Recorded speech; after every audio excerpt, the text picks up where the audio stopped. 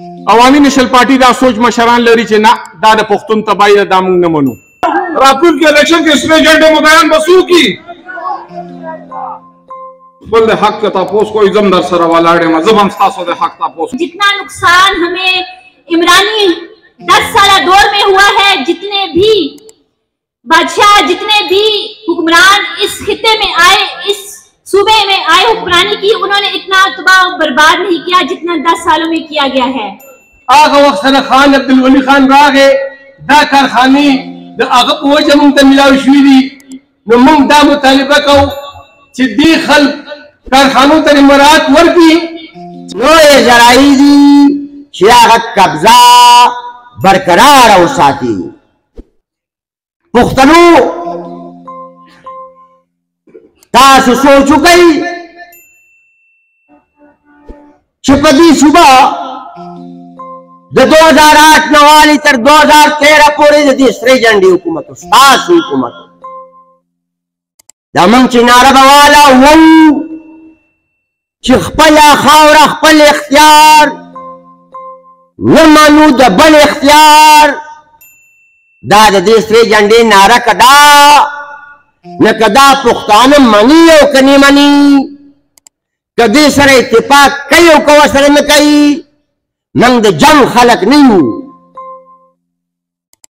موږ د شر خلک نه یو. موږ د هغه بابا فخر افغان باچا خان د باچا خانه پلویان یو، کارکنان یو، ملاتړ یو چې دا تعلیمي موږ له راکړی دی چې که څوک په یو مخ څپېړه درکړي بل مخ به ورته نیسي، نو دا جنډه د دې خاورې او د دې کام د وکالت دایمي قوي اجباري سیاسي پارلیماني او مورنۍ مورچه ده چې کم پښتانه مني هغه هم په دې سر ځای، او چې کم پښتانه ورسره اختلاف لري هغه هم په دې سر ځای، خو دا د ټولو پښتنو د سر ژوندی دې وي ژوندی به وي. نو یاده کوي د ولي خان بابا یوه خبره چې ولي خان بابا به په خپلو تقریرونو کې دا خبره کوله چې یو ټرک هندوانو له یو چاقو بسي زه اعزاز ګڼم. دا کمال ستاسو پر وړاندې چې ولاړ دی دا د فقیر بابا د دین وسی نه، دا د عوامي نیشنل پارټۍ د کارکن په حیث چې نن تاسو ما وینئ، دا کمال د کریم بابک دروازه نه، دا کمال د ټول کام د دې سرې شملې دی. ټول کام ته خواست کوم چې دا شمله په سر کوي. تاسو وګورئ که د انګریز دور و موږ په هر څه پوهېږو، دا تاسو وینئ نه چې په دې د پښتنو په خاوره ډېر پښتانه داسې دي چې هر کال پارټي بدلوي، هر کال پارټي بدلوي، ځان ورته بد نه ښکاري او ځان ورته ولې بد وښکاري. د هغوی جنګ سیاسي هغه د کام او د کام د بچو د دې خاورې نه دی، دا د کرسۍ جنګ کوي. نو پرون مې دا خبره کړې وه، نن هم پښتنو تاسو ته دا خواست کومه چې ډډه د هغه خلکو نه کوئ، دغه ځان پرست دی، راپاڅئ، نور مخ خپل ځان سره ظلم کوئ، مخ خپلو بچو سره ظلم کوئ، مخ خپل کام سره ظلم کوئ، مخ خپلې خاورې سره ظلم کوئ، هم دې جنډې سره ودرېږئ چې په دې جنډه باندې تاسو ته یاده ده چې دا الزام به لګېده چې د هندوانو ملګري دي، د روسیانو ملګري دي، د انډیا ایجنټان دي، पाकिस्तान न मनी, चा बवी मुंडून न कहे, हर तोहमत दर बांधे लगे दले दे, हर पेहोरे दर दर करे दे, हर इल्जाम दर बांधे लगे दले दे। खुदा द काम दायमी मोर्चा दा टोल काम तप जरगवायो चरा पासुबम दे दे बोदरी दारा तवाए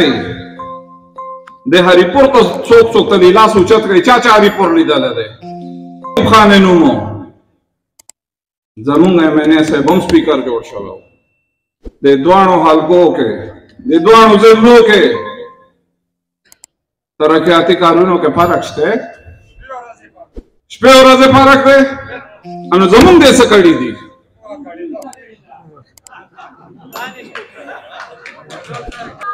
जमुन रोडो टेम में लग डेर वागस रापुर के इलेक्शन के स्ट्रेटेजी मुदायन बसू की फल हक का तापोस को इजमदार सरा वालाड़े में जबान स्तासो दे हक तापोस को बस दागे को मुतबादिल की मिलाव शुरी आगा वक्त सर खान अब्दुल वली खान रागे दा कारखानी द आगा वजह मुंत मिलाव शुरी न मुंग दा मुतालिबा को चिद्दी खल कारखानों तक मरात वर्की चिकल अधिक कारखानों तक मरात वर्की निज़मा बचू तबा आया शेख से ता कम फैसिलिटीज कम मुआइदी मुंसर शीवी आगा वक्त कम मुआइदा शीवी हुआ दागे मुताबिक कमुला रोजगार रा गई कमुला रोजगार न रा गई नगदा देते इंदा वाउड यागा मुआइदा जमु खत्म रा जमु वसल कम दाती मुआइदा शीवी हुआ नूरी खबरी पर सर मशरान कई कम मशरान चूस साल लगाई तम टूल पखेराली सूबाई और मरकजी मशरानो दा फैसला कड़ी हो मंगवा पटूल सूबा के दो सूबाई को पो लेवल बाने मंगा कन्वेंशन को आगा मरहला सर तो सी बिया बमंगा दो जिलो पसा तबाने गठी जलसे को अगे पूरे इंशाल्लाह इलेक्शन शेड्यूल उमरागली द दी मकसद और गरज द पारा च दा कौम दा वतन के दाकम खलक छे मौजूद दे दाकम सियासी हालात च मखी ततीर शु दी बाने मंगा कन्वेंशन को मीटिंगों को खपल मरगरी खपल मशरान मंग राशि